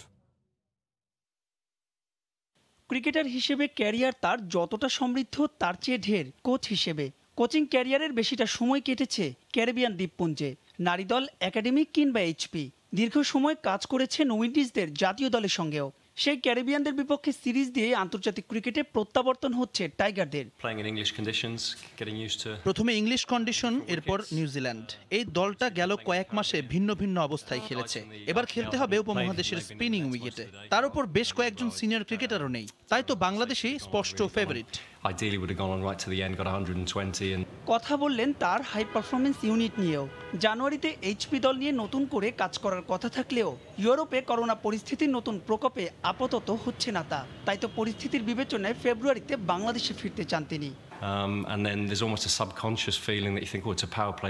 এইচপি দলের বেশ কয়েকজন ক্রিকেটার বাংলাদেশ দলের প্রাথমিক স্কোয়াডে জায়গা পেয়েছে, এটা দারুণ খবর। বেশ কয়েকটি কাউন্ট্রি দলের সঙ্গে কথা হয়েছে। সেপ্টেম্বরে এইচপি দলকে নিয়ে ইংল্যান্ড সফরের ব্যাপারে আমি খুবই আশাবাদী। তবে আপাতত আয়ারল্যান্ডের বিপক্ষে সিরিজ নিয়েই ভাবছি। আপাতত 1 বছরের চুক্তিতে বোর্ডের সঙ্গে কাজ করলেও বিসিবি চাইলে চুক্তির সময়সীমা বাড়াতেও আগ্রহী বলে জানান টবি ব্র্যাডফোর্ড। মাহবুব রিমন, সময় সংবাদ। যাত্রা শুরুর 4 বছর পর বড় কোনো আসরের ফাইনালে উঠেছে সাইফ স্পোর্টিং ক্লাব। বসুন্ধরা কিংসের সঙ্গে ফেডারেশন কাপ ফাইনালের আগে অনুশীলনে ফুরফুরে মেজাজে সাইফের ফুটবলাররা। ফাইনালে উঠতে কোচ পল পুটের অবদান অনস্বীকার্য বলে জানালেন। অন্যদিকে হ্যাট্রিক শিরোপা ঘরে তোলার আগে এদিন ক্লাবেই জিম করে সময় কাটিয়েছে বসুন্ধরা কিংসের ফুটবলাররা। পেশাদার ফুটবলে অংশ নেওয়ার 4 বছরের মাথায় কোনো টুর্নামেন্টের ফাইনালে উঠেছে। স্বাভাবিকভাবেই ফাইনালের আগে স্বস্তিতে থাকার কথা না সাইফ স্পোর্টিং ক্লাবের, কিন্তু অনুশীলন সেশনে গিয়ে দেখা মিলল ফুরফুরে মেজাজের এক সাইফকে। বিগ বাজেটের দল আর নামি দামি কোচদের নিয়েও আগে দল গড়েছিল সাইফ, কিন্তু ম্যাকেন্সট্রি, ড্রাগো মামিচ আর নিজামরা ফল এনে দিতে পারেননি। দলটির সবচেয়ে বড় তারকা জামাল ভুঁইয়াও মৌসুম শুরুর আগে চলে গেছেন কলকাতা মোহামেডানে, কিন্তু মাত্র কয়েক মাসের পরিশ্রমে সাফল্য এনে দিয়েছেন যিনি, নাম তার পল পুট। এই বেলজিয়ানই সাইফের ইতিহাস গড়ার কারিগর। আমি লাস্ট 7-8 বছর এরকম কোচ আসলে দেখি নাই। ডিফারেন্ট ট্রেনিং, তারপরে মেন্টালিটি। আমাদের টিমে কিন্তু অনেক সুপারস্টার নাই, কিন্তু আমরা আসলে সবাই মানে ভালো। চেঞ্জিংয়ে যারা খেলতেছে তারাও খুব ভালো করতেছে। সবার ভিতরে আত্মবিশ্বাসটা অনেক ডেভেলপ হয়েছে। 4 বছর ধরেই আমাদের টিম চ্যাম্পিয়ন ফাইট টিম করার চেষ্টা করছে এবং চ্যাম্পিয়ন ফাইট টিমও করছে, বাট আমরা আনফর্চুনেটলি আমরা রেজাল্টটা পাচ্ছিলাম না। কষ্টের ফল অনেক মিষ্টি হয়েছে। আমরা কষ্ট করেই পেতে চাই জিনিসটা। আমরা খুব সহজে পেলে আসলে ওটার মর্যাদাটা বোঝা যায় না। তো আমরা চাই যে ট্রফিটা জিততে। তারুণ্য নির্ভর দল গড়েছে সাইফ, যারা সহজেই শিখতে পারে। এই টোটকা কাজে লাগিয়ে শিষ্যদের তালিম দিয়েছেন পলপুট। বড় ম্যাচ খেলার অভিজ্ঞতা নেই রহমত ফাইমদের। বিগ ম্যাচের চাপ সহজভাবে নিলেই ভালো করা সম্ভব জানালেন। চ্যাম্পিয়ন হতে আপনাকে প্রথমেই কোনো চাপ নেওয়া যাবে না। শক্তির বিচারে 2 দলই কাছাকাছি, তাই স্বাভাবিক খেলার কথাই ছেলেদের জানিয়েছি। এদিন হালকা গা গরম সঙ্গে রানিং পাসিং করেই অনুশীলন সেরেছে পাপ্পু, ইয়াসিন, আরাফাতরা। চলতি ফেডারেশন কাপের সর্বোচ্চ গোলের মালিক এই সাইফেরই নাইজেরিয়ান ফরওয়ার্ড কেনেথ এনগোকে ফাইনালেও করতে চান বাজিমাত। কিংস শক্তিশালী দল, আমরাও বড় দল। আমি টুর্নামেন্টে সর্বোচ্চ গোল করেছি, কিন্তু এগুলোর কোনো মূল্য নেই যদি আমি ট্রফি জিততে না পারি। আমাদের কোনো চাপ নাই, আমাদের কোনো প্রেশার নিতেও চাই না, কারণ আমরা একবার নতুন দল হিসেবে আমরা ফাইনালে উঠছি। আমরা যেভাবে খেলে আসছি গত ম্যাচগুলো, আমরা ঠিক ওইভাবে খেলে দেবো। এদিকে বৃহস্পতিবার আবাহনীর সঙ্গে 120 মিনিটের লড়াইয়ের পর এদিন মাঠে নামেনি হট ফেভারিট বসুন্ধরা কিংস। ক্লাবেই জিম করে নিজেদের মতো সময় কাটিয়েছেন। আর মাত্র একটা ম্যাচ সুপার সানডেতে কে করবেন বাজিমাত সেটা জানতেই অধীর অপেক্ষা দর্শকদের। মেহেদী নাই, সময় সংবাদ, ঢাকা। 200 অ্যাথলিটের অংশগ্রহণে রোববার ঢাকায় হতে যাচ্ছে বঙ্গবন্ধু শেখ মুজিব ঢাকা ম্যারাথন। 10টি দেশের 37 বিদেশি অ্যাথলিট অংশ নিচ্ছেন এই ম্যারাথনে, যেখানে রয়েছেন অলিম্পিকের জন্য প্রস্তুতি নেওয়া বিভিন্ন দেশের অ্যাথলিটরাও। করোনা পরিস্থিতির পর প্রথমবার অংশ নিচ্ছেন প্রতিযোগিতায়, যেখান থেকে নিজেদের তৈরি করতে চান টোকিও অলিম্পিকের জন্য। স্বাধীন বাংলাদেশের রূপকার বঙ্গবন্ধু শেখ মুজিবুর রহমান রক্তক্ষয়ী যুদ্ধের পর স্বাধীন ভূখণ্ডে বঙ্গবন্ধু পা রাখেন 1972 সালের 10 জানুয়ারি। সে স্বদেশ প্রত্যাবর্তন দিবসটি বৈশ্বিকভাবে পালন করতে বাংলাদেশ সেনাবাহিনী আয়োজন করছে বঙ্গবন্ধু শেখ মুজিব ঢাকা ম্যারাথন।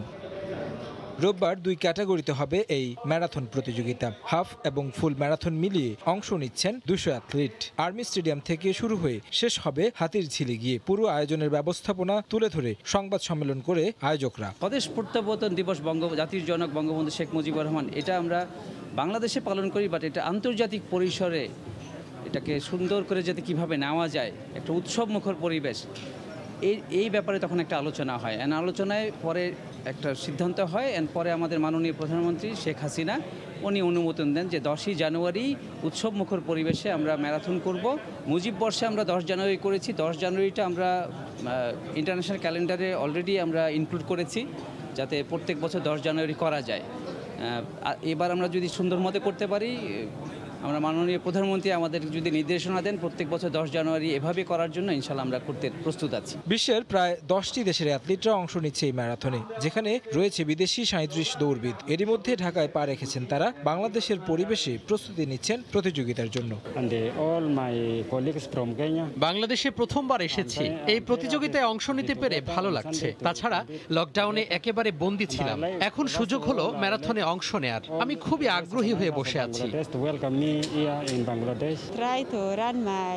এটা করোনার পর আমার প্রথম প্রতিযোগিতা। তাছাড়া নতুন বছরে কোনো ম্যারাথনে অংশ নিচ্ছি, প্রত্যাশা রয়েছে ভালো কিছু করার। এখানকার আবহাওয়াও বেশ ভালো।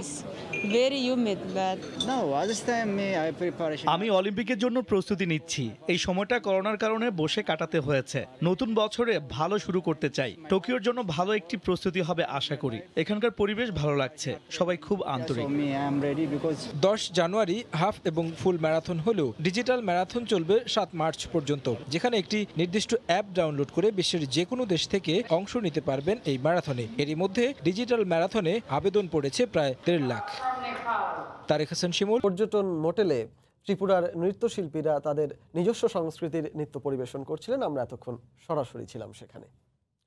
আমদানির ঘোষণায় চালের দাম কিছুটা কমলেও অস্থির ভোজ্য তেলের বাজার। সপ্তাহ ব্যবধানে দাম বেড়েছে 15 থেকে 20 টাকা। চিনির দামও ঊর্ধ্বমুখী। ফরিদপুরের ভাঙা থেকে পটুয়াখালীর কুয়াকাটা পর্যন্ত হচ্ছে 6 লেন। সরকারের কাছ থেকে ক্ষতিপূরণের বাড়তি টাকা হাতিয়ে নিতে বাড়ি নির্মাণ ও গাছ লাগানোর হিড়িক।